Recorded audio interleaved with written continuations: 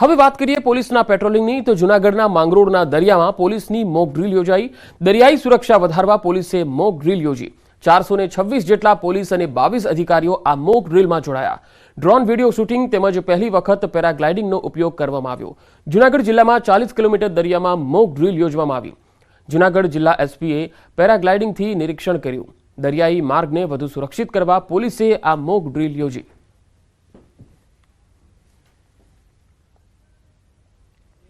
जमीन मार्ग पर 40 किलोमीटरना 4 किलोमीटरना एवा 10 टुकड़ाओ करवामां आव्या, जेनी कुल 10 टीम छे ए पाडवामां आवी।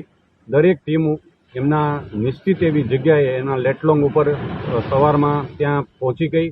त्यारबाद एक साथे एमनुं वायरलेस कोम्युनिकेशननी साथे ए 10 टीम पोतानुं फूटमार्च करी अने समग्र 40 किलोमीटर छे ए आ 10 टीमे 4 किलोमीटरना दारू पीने गाड़ी चलावनारानी धरपकड़ करनारा पोलीस कर्मचारीने इनाम आपवानी जाहेरात थई छे। त्यारे कोंग्रेस नेता अमित चावड़ाए ट्वीट करीने टांक्युं छे के दारू वेचनाराने पकड़वावाळाने इनाम क्यारे जाहेर करशो। अमित चावड़ाए ट्वीट करीने पोलीसने आ कह्युं छे, कारण के अमदावाद पोलीसे ट्विटर पर एक आ जाहेरात करी हती कि जे कोई पण व्यक्ति दारू पीने चलावशे अने पोलीस कर्मचारी तेने पकड़शे तो 200 रूपिया इनाम एक पोलीस कर्मचारी ने आपवामां आवशे। त्यारे अमित चावड़ाए एक सवाल पण उठाव्यो छे के दारू पीने गाड़ी चलावे एने तो पकड़शो, परंतु जे व्यक्ति दारू वेचे छे एने पकड़वावाळाने इनाम क्यारे आपशो।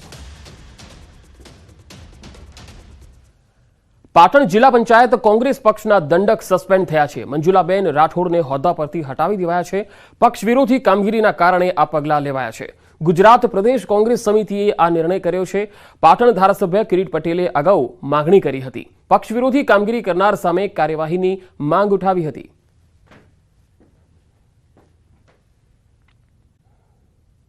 दर वर्षे लाखों श्रद्धाळुओ द्वारकाधीशना दर्शने आवता होय छे।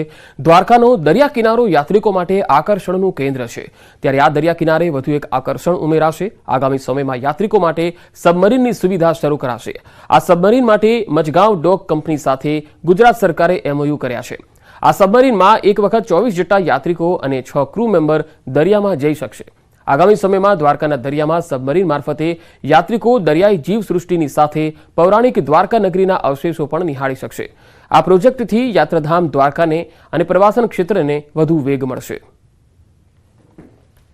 આ સબમરીનનો પ્રોજેક્ટ થી લગભગ આપણા દેશમાં પહેલો પ્રોજેક્ટ છે કે જે અહીંયા બેટ દ્વારકામાં થશે ને દ્વારકા કોરિડોર જે થઈ રહ્યો છે એમાં આ એક મહત્વનું જે પ્રોજેક્ટ છે એનું એમઓયુ હમણાં થયું છે કે સબમરીન સ્ટાર્ટ થવાની છે કે જે દરિયામાં અંદર આપણને વચ્ચે લઈ જઈ અને દ્વારકાધીશના દર્શન કરાવશે અને દ્વારકાધીશના દર્શન કરીને અમે પણ આહલાદક સરસ અનુભવ કરી શકીશું તેનો।